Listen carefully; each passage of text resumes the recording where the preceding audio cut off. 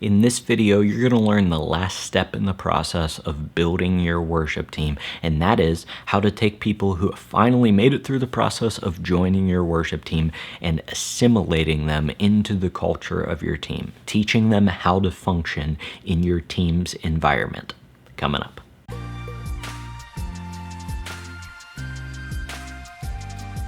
Hey, Spencer here from leadingworshipwell.com. In this video, we're ending the series that we've been going through here on this channel about how to build a worship team.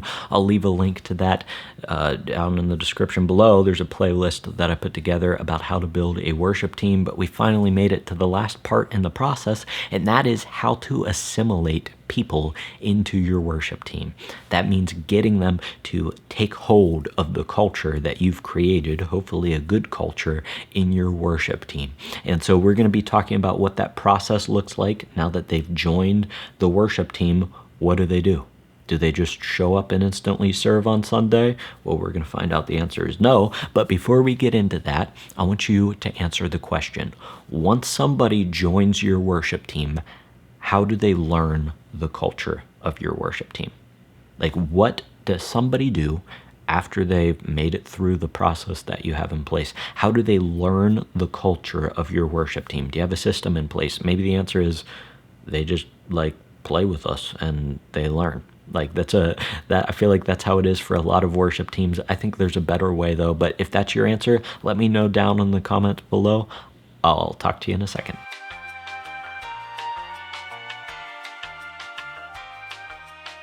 Thanks so much for leaving your answer down below. Let's get into how to assimilate people into your worship team. The first thing to do to assimilate people into your worship team is that you've got to set this expectation.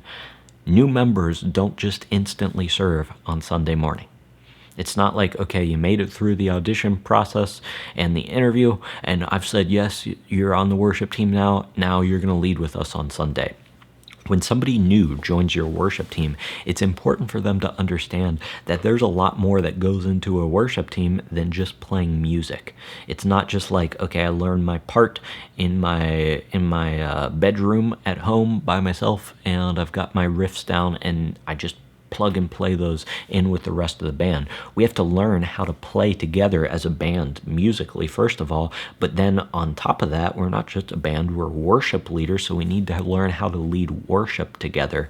And there's a lot of things that we do in a worship band that a regular band doesn't do. I think of following the Spirit leading in worship, or following the worship leader and what they want to do. If you're just playing in some rock band somewhere, the singer's probably not going to repeat the bridge 15 times, but in worship that might happen. And so the new person to your worship team is going to have to learn how to do that, and each team does that differently. So even if they've served on a team previously at another church, maybe the way you do things is a little bit different. So set the expectation that new members aren't just going to serve instantly on a Sunday morning. So how do you get them to the point where they do serve on a Sunday morning? Well, let's talk about that in these next few steps to assimilate them into your team. The second thing to do to assimilate someone into the culture of your team is that they should see the expectations that you've set for them in the audition process. They should see those expectations reinforced in everything that you do. So if you have this worship team manual or overview or expectations guide or whatever you want to call it, and you give it to them during the audition process, and then they join your team and they don't see your team living up to the expectations, they're going to be like, okay, well, I guess these aren't very important. And so make sure that the expectations that you've told them in advance are upheld. And this is part of your leading. We talked about way at the beginning of this series of focusing on your current worship team. This is what I mean when I say focus on your current worship team. Have those expectations in place, uphold them with your current worship team, so that when new people join your worship team, they understand that the expectations are real, to show up to rehearsal on time and be prepared and to represent the church well outside of Sunday morning. So we need to reinforce the expectations that we've already set through the audition process, because so far they've just read them on a piece of paper, but they haven't actually lived them out and understood what it actually looks like in the context of your worship ministry. So make sure that those expectations that you led them through and made them understand before they join the worship team are actually being lived up to in your worship team. The third thing to do to assimilate new worship team members into your worship team is to have systems in place that set them up for success. Have systems in place that set them up for success. And specifically, I think of a few things. Number one, getting them their songs on time and the resources that they need. That should probably be a part of the worship audition, or like the interview and application part, is saying like, this is what you're going to get. This is when you're going to get it, as far as song chord charts and lead parts or whatever you need to get them, whatever you feel is necessary for your team. Like, this is when you're going to get it, and like, you'll have enough time to actually learn it. So if somebody new joins your team, but you don't get them the music that they need until the night before, don't expect them to like magically play really well. Even if that works for your current team, maybe you've been playing with your current team for like a while now, like 5 or 6 years or 10 years, and you know each other. Your team's not going to grow if you don't have this structure in place for new people to join. You know, new people haven't been playing those songs that you've been playing. So if you've got 5 new songs every Sunday, people aren't ready for that. Like, you might be ready for that. Like, your band's been playing those songs for the past couple years, but these new people aren't. So you need to have a structure of getting people the resources that they need earlier so that they can be equipped to serve well. And it's not their fault if they don't show up prepared, but you only got them the songs the night before. So set them up for success, and that will assimilate them into the team. That will allow them the chance to be prepared for your worship rehearsals musically, and then also spiritually. This is more of a long-term thing, but pour into your team spiritually and set them up for success spiritually. And I think the best way to do that is through worship rehearsals and having like a devotional time during your worship rehearsals. That's why I put together a free blueprint for worship rehearsals called Worship Rehearsal Blueprint. There's a link to it down in the description below. It includes a devotional time along with a few other things that I think create a good worship rehearsal.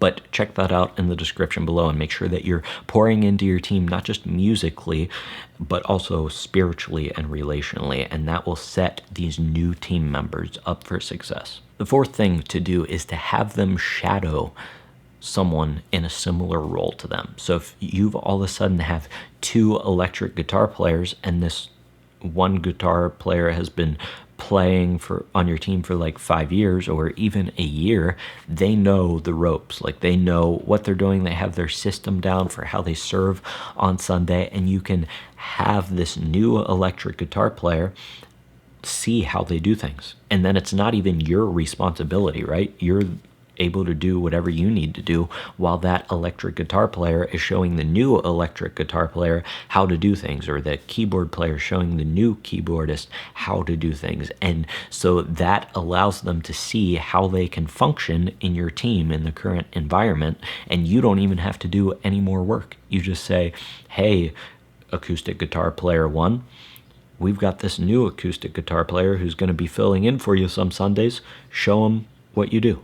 And then you pass it off. And not only does that take a burden off of your shoulders, but it actually builds up leaders in your worship team, because you aren't just doing everything, but now the person who's been leading on your team for 2 or 3 years has the opportunity to pour in to the new person that's joining the team. So have them shadow a team member of the same role. Have them stand beside them during worship rehearsals.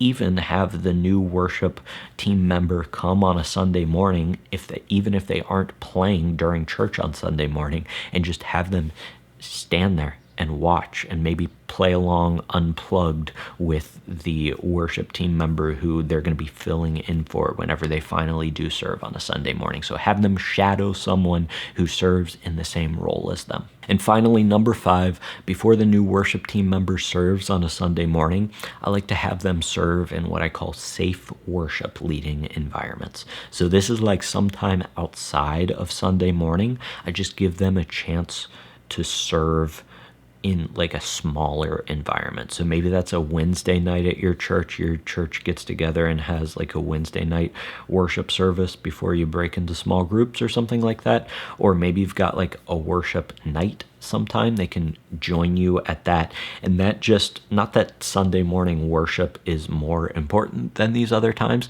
but I think most people view Sunday morning as like the most intimidating space to lead worship in, because it feels like it's like the big event, right? Even though it's not.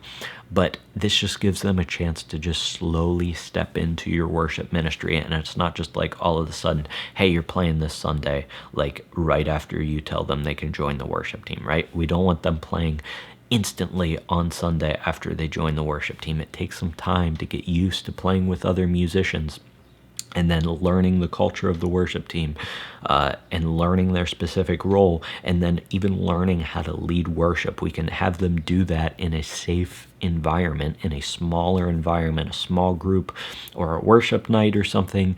And then once they do that, then you can see, okay, this person is ready to lead with me on a Sunday morning. And I think that that's a much more sustainable pace than just, hey, we're going to throw you straight into the fire and you're going to be leading with us on Sunday morning. So there it is, the complete process for how to build your worship team. If you missed out on any of those videos, I'll link the playlist down in the description below.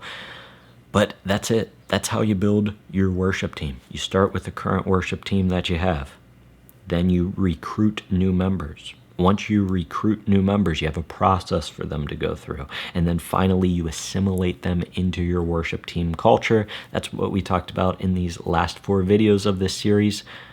And that's it. Now you have all of the tools that you need to grow your worship team. And once you have your worship team, once you just start adding people to it, we need to take care of them well. And I think one of the best ways to do that, like I said before, is worship team rehearsals. And we have to have an awesome plan for our worship team rehearsals, because it's not just about leading our worship teams musically, but we want to lead them well musically, spiritually, and relationally as well. And worship team rehearsals allow us to do all 3 of those things if we have a good structure. And that's why I created the worship team rehearsal blueprint. I linked it down in the description below. You can get it.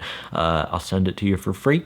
And you'll learn the exact structure that I use for my worship rehearsals that lead my team and will allow you to lead your team musically, spiritually, and relationally. So check that out in the description below. Other than that, thanks so much for joining me today. Until I see you in the next video, keep leading worship well.